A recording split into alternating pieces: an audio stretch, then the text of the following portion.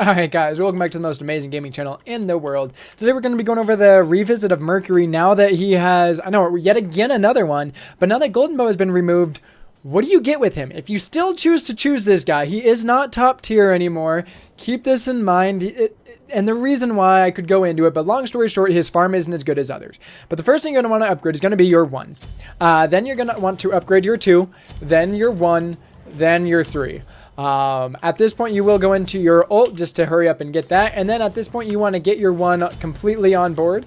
At level 8, your ult is not worth upgrading because it doesn't really do anything except increase the damage by 75. Not that worth it. So instead, go into your 2.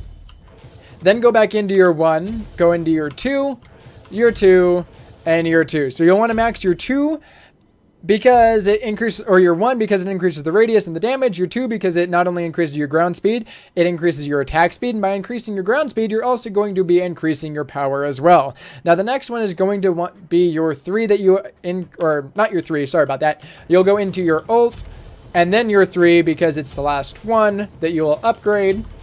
So you'll finish off your 3 and then go into your ult. Now the point in which you guys are like, dude, we got it, level up, easy enough.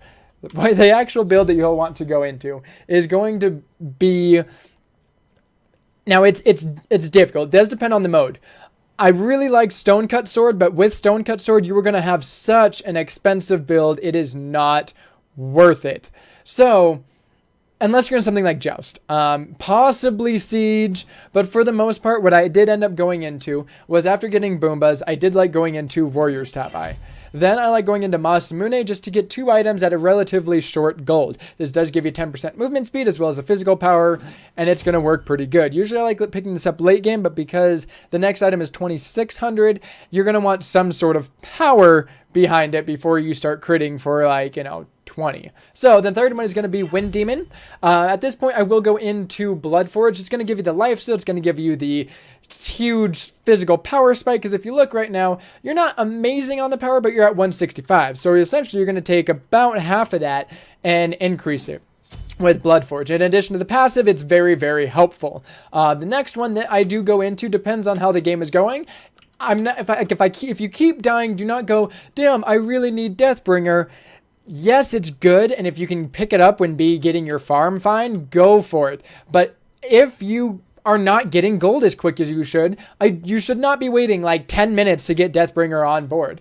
The other one that you can go into is going to be Titan's Bane. So depending on how the game is going, most likely I like going Deathbringer, but I was able to get my farm up and everything. I was able to get the kills perfectly fine.